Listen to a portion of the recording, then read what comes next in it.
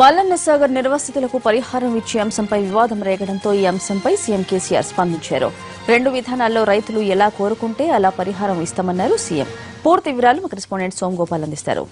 Somagopal, Mallanna Sagar పరిహారంపై CM KCR ఏం చెప్తున్నారు? పూర్తి సమాచారం ఏంటి?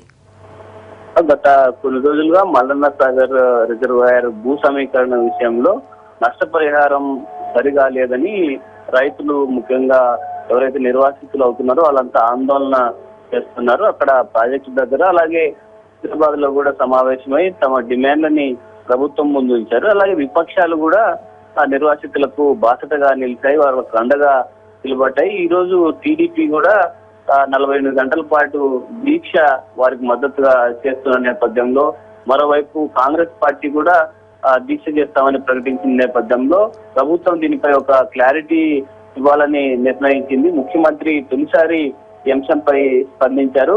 మల్లన్న సాగర్ భూ సమీకరణ విషయంలో రైతుల ప్రయోజనాల్ని, వాళ్ళ అభిప్రాయాల్ని గౌరవిస్తాం, వాళ్ళ అభిప్రాయాలకు అనుగుణంగానే ప్రభుత్వ పరిహారం అందిస్తున్నాం. అలాగే ప్రాజెక్టు నిర్మాణం కోసం భూమిని సేకరించడానికి 2 విధానాలు ఇప్పుడు అమల్లో ఉన్నాయి. ఒకటి 2013లో తెచ్చిన భూసేకరణ చట్టం ఒకటి, రెండవది తెలంగాణ ప్రభుత్వం తీసుకొచ్చిన జీవో నెంబర్ 123. ఈ రెండింటి ప్రకారం నష్టపరిహారం దేని ప్రకారం కావాలంటే దాని ప్రకారం ఇస్తాం. రైతులు అనవసరంగా కన్ఫ్యూజ్ కావద్దు, అవసరమైతే దీనిపై క్లారిటీ ఇచ్చేందుకు కూడా ప్రభుత్వం సిద్ధంగా ఉంది. ఈ రెండిట్లో రైతులు కోరుకున్న దాని ప్రకారం, నిర్వాసితులు కోరుకున్న దాని ప్రకారం నష్టపరిహారం చెల్లించడానికి ప్రభుత్వం సిద్ధంగా ఉందని ముఖ్యమంత్రి తొలిసారిగా ఒక స్పష్టమైన ప్రకటన చేశారు. ఈ అంశాన్ని మంత్రిత్వ శాఖలు ఇప్పటి వరకు కొంత క్లారిటీ ఇచ్చినప్పటికీ కన్ఫ్యూజన్ ఉండింది.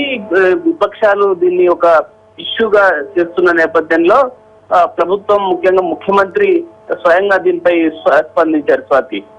Right Somagopal, thank you.